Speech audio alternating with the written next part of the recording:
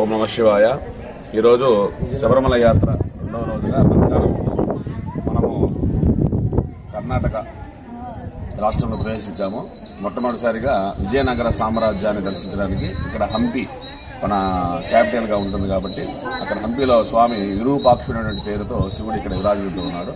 ఆయన దర్శించుకోవడానికి ఆయన ఆలయ సందర్శనానికి వచ్చున్నాం అందరం. స్వామి దర్శనం బాగా అద్భుతంగా అయింది. ఇక్కడ అసలు ఆలయాలు చూస్తుంటే ఎంతో ఆనందంగా ఉంది, అలానే కొద్దిగా బాధగా కూడా ఉంది. ఎందువల్లంటే ఇక్కడ మొఘలాయుల కాలంలో ఎన్నో ఆలయాలను కూడా ధ్వంసం చేసేస్తున్నారు. అసలు ఎంత బాగా కట్టారంటే నిజంగా వాళ్ళు మానవులు కాదు, దైవ స్వరూపాలని చెప్పాలి. అప్పుడు కట్టిన వాళ్ళు కానీ, అప్పుడు రాజులు కానీ, శ్రీకృష్ణదేవరాయల హయాంలో ఈ హంపి నగరము, విజయనగర సామ్రాజ్యము ఎంతో అద్భుతంగా పడిపోయింది. ఆయన హయాంలోనే చాలా అభివృద్ధి కూడా చెందిందనమాట. ఆయన చేసేటువంటి కళలు చూస్తే ఆనందంగా ఉంది.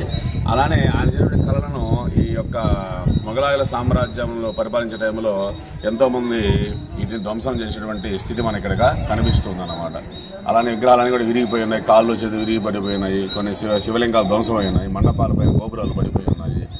అవన్నీ కూడా చూస్తుంటే కొద్దిగా బాధాకరంగా ఉంది. కానీ అసలు ఎంత బాగా చెక్కారు, ఎంత బాగా కట్టారు అనేది చూస్తుంటే చాలా ఆశ్చర్యం వేస్తుంది. వాళ్ళు నిజంగా అయితే మనుషులు అయితే కాదు, దైవ సంభూతులే. ఆ రోజు కట్టిన వాళ్ళందరూ కూడా ఈ యొక్క కట్టడం కానీ ఎక్కడ మొత్తం సిటీ అంతా ఎక్కడ చూసినా కూడా అన్ని మండపాలే, అన్ని రాళ్లే. అసలు ఎన్ని రాళ్లు ఉపయోగించారో, ఎన్ని సంవత్సరాలు కట్టారో అనేది కూడా మనం ఊహకు కూడా అందనటువంటి విషయం ఇది. టౌన్ మొత్తం ఎక్కడ చూసినా కూడా మండపాలు ఉన్నాయి, అన్ని కూడా శిథిలావస్థలో ఉన్నాయి. ప్రతిదీ కూడా రాత్రి కట్టడిపడి ఉంది. అద్భుతంగా అసలు మనం ఊహించినటువంటి ఆర్కిటెక్ట్ తో కూడా నిర్మించడం జరిగింది. అసలు లోపలైతే ఒక దగ్గర ఒక చిన్న ప్లేస్ ఒకటి ఉంది, అక్కడ గైడ్ మాకు చెప్పడం జరిగింది. అక్కడికి దూరంగా ఒక చిన్న సందు ఉంది. ఆ సందులో నుంచి ఆ గోపురం యొక్క నీడ ఆ గోడ పైన ఆ రివర్స్ లో పడుతుంది అన్నమాట. ఆయన అది పనిగా చూపించాడు దాన్ని.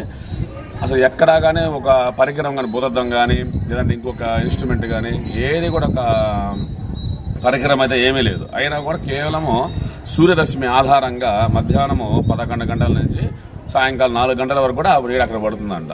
ఆ విధంగా అప్పట్లో గొప్ప శిల్ప కళాకారులు, ఆర్కిటెక్ట్స్ వాళ్ళు, అప్పుడు వాస్తు నిర్మించిన వాళ్ళు ఆ విధంగా ఏ పరికరాలు లేనప్పుడే అలా నిర్మించారు. వాళ్ళు ఎంత గొప్ప వాళ్ళో దీన్ని బట్టి కూడా మనకి అర్థమవుతూ ఉంటుంది.